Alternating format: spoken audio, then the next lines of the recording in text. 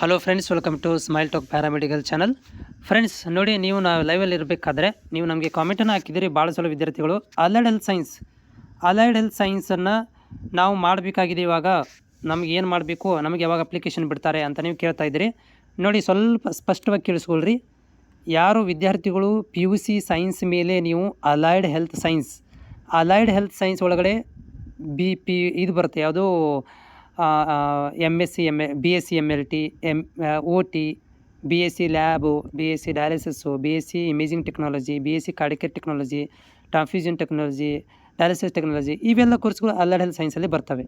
ಇದನ್ನು ನೀವು ಮಾಡಬೇಕು ಅಂತಂದರೆ ರೆಗ್ಯುಲರ್ ವಿದ್ಯಾರ್ಥಿಗಳು KCET ಅಪ್ಲಿಕೇಶನ್ ಹಾಕಿರಬೇಕು. ಕಂಡೀಷನ್ ಇದೆ. ಎಕ್ಸಾಮ್ ಬರೀಲ್ಲ ನಡೀತಿದೆ. ಇಲ್ಲ ಸರ್, ನಾವು ಎಕ್ಸಾಮ್ ಬರೆದಿದ್ದೀವಿ, ನಮ್ದು ಹೆಂಗೆ, ನಾವು ಇಂಜಿನಿಯರಿಂಗ್ ಅಂತ ಎಕ್ಸಾಮ್ ಬರೆದಿದ್ವಿ. Yes, you are eligible.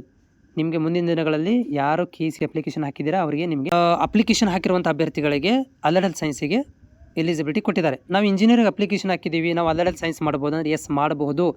ಓಕೆನಾ? ಯಾವಾಗ ಅಪ್ಲಿಕೇಶನ್ ಬಿಡ್ತಾರೆ, ಇದನ್ನು ಬಿಡ್ತಾರಲ್ಲ, ಗೈಡ್ಲೈನ್ಸ್ ಬಿಡ್ತಾರೆ, ಅಲೈಡ್ ಹೆಲ್ತ್ ಸೈನ್ಸಿಗೆ ಕೌನ್ಸಿಲಿಂಗ್ ಗೈಡ್ಲೈನ್ಸ್ ಬಿಡ್ತಾರೆ. ಆವಾಗ ನೀವು ಏನು ಮಾಡ್ಬೋದು ಅಂತಂದರೆ KEಗೆ ಕಾಲ್ ಮಾಡಿ ನೀವು ಆ್ಯಡ್ ಮಾಡ್ಕೋಬೋದು. ಓಕೆನಾ? ಆಮೇಲೆ ಇನ್ನೊಂದು ಏನಂತಂದರೆ ಲ್ಯಾಟ್ರಿ ಎಂಟ್ರಿ ಅಭ್ಯರ್ಥಿಗಳಿಗೆ.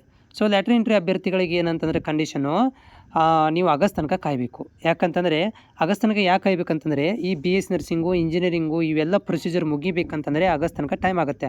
ಅದು ಮುಗಿದ ಮೇಲೆ, ರೆಗ್ಯುಲರ್ ವಿದ್ಯಾರ್ಥಿಗಳದ್ದು ಪ್ರೊಸೀಜರ್ ಮುಗಿದ ಮೇಲೆ ಅಲೈಡ್ ಹೆಲ್ತ್ ಸೈನ್ಸಿಗೆ ಟೈಮನ್ನು ಕೊಡ್ತಾರೆ. ಆಗಸ್ಟ್ ತನಕ ಟೈಮನ್ನು ಕೊಡ್ತಾರೆ. ಅಲ್ಲಿ ತನಕ ನೀವು ಕಾಯಬೇಕು.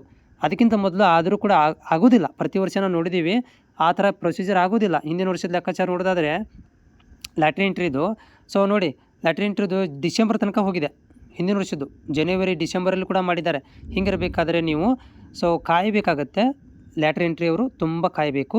ರೆಗ್ಯುಲರ್ ವಿದ್ಯಾರ್ಥಿಗಳು ಆಗಸ್ಟ್ ತನಕ ಕಾಯಬೇಕು.